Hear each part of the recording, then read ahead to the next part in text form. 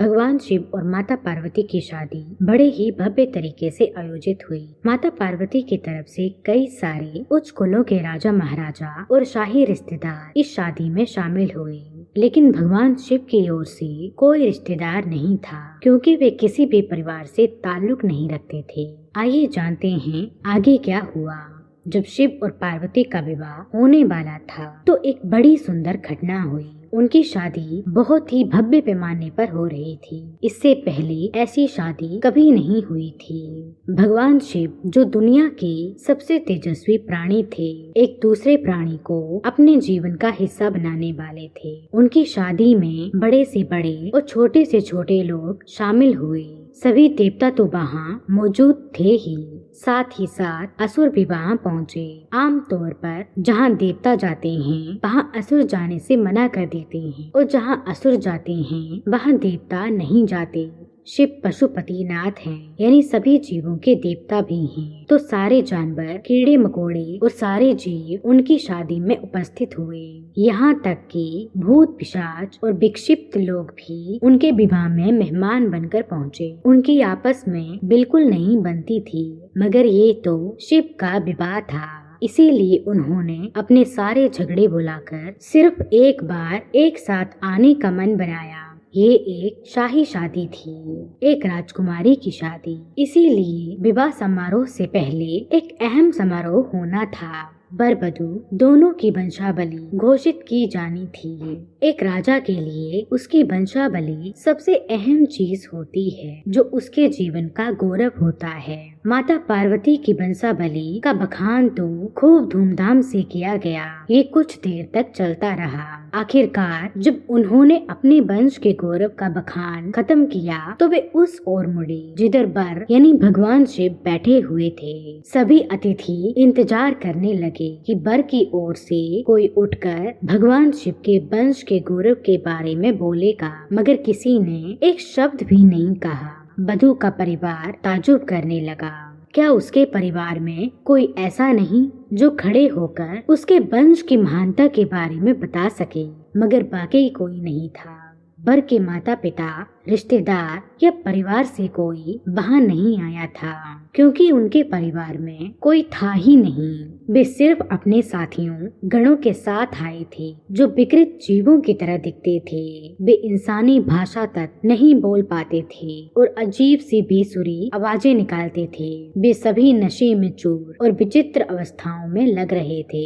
फिर माता पार्वती के पिता पर्वतराज ने भगवान शिव से अनुरोध किया, कृपया अपने वंश के बारे में कुछ बताइए। पर शिव कहीं शून्य में देखते हुए चुपचाप बैठे रहे। वे ना तो दुल्हन की ओर देख रहे थे, न शादी को लेकर उनमें कोई उत्साह नजर आ रहा था। वे बस अपने गणों से घिरे हुए बैठे रहे और शून्य में घूरते रहे। वधू पक्ष के लोग बार बार उनसे ये सवाल पूछते रहे, क्योंकि कोई भी अपनी बेटी की शादी ऐसे आदमी से नहीं करना चाहेगा जिसके वंश का अता पता ना हो। उन्हें जल्दी भी थी, क्योंकि शादी के लिए शुभ मुहूर्त तेजी से निकला जा रहा था। मगर शिव मौन रहे।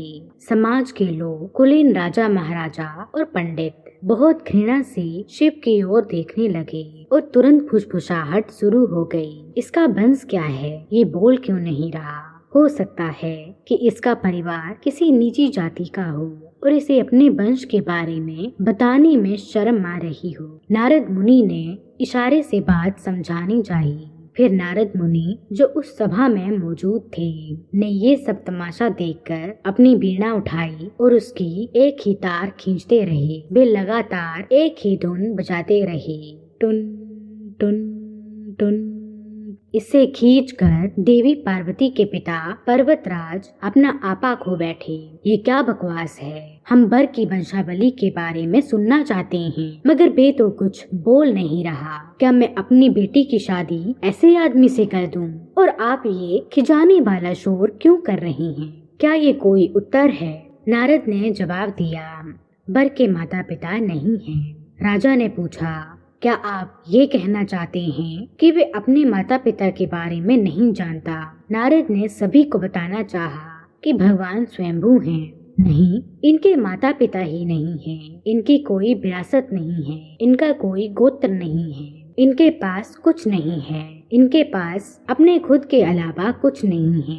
पूरी सभा चकरा गई। इस पर पर्वतराज ने कहा, हम ऐसे लोगों को जानते हैं जो अपने पिता या माता के बारे में नहीं जानते। ऐसी दुर्भाग्यपूर्ण स्थिति हो सकती है, मगर हर कोई किसी न किसी से जन्मा है। ऐसा कैसे हो सकता है कि किसी का कोई पिता या माँ ही ना हो?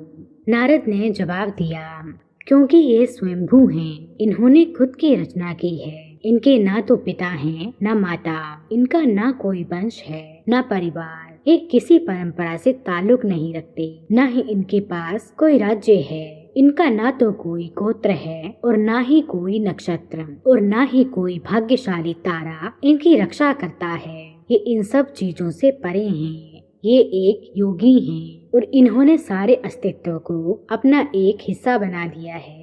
भगवान भोलेनाथ अजन्मा हैं, ये जगत के पिता हैं, इनका कोई पिता नहीं। और यहाँ तक कि भगवान ब्रह्मा और विष्णु को भी इन्होंने ही प्रकट किया है। इसीलिए ब्रह्मा और विष्णु भी इनकी उत्पत्ति और वंश के बारे में बताने में सक्षम नहीं। इनके लिए सिर्फ एक वंश है, ध्वनि। प्रकृति जब अस्तित्व में आई तो अस्तित्व में आने वाली पहली चीज थी ध्वनि। इनकी पहली अभिव्यक्ति एक ध्वनि के रूप में है। ये सबसे पहले एक ध्वनि के रूप में प्रकट हुए।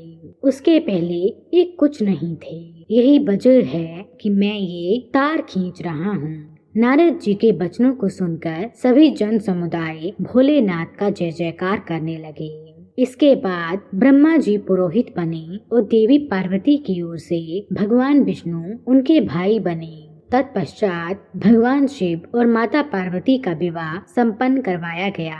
ऐसी मान्यता है त्रियुगी नारायण मंदिर ही वे स्थान है जहाँ पर भगवान शिव और देवी पार्वती का विवाह हुआ था।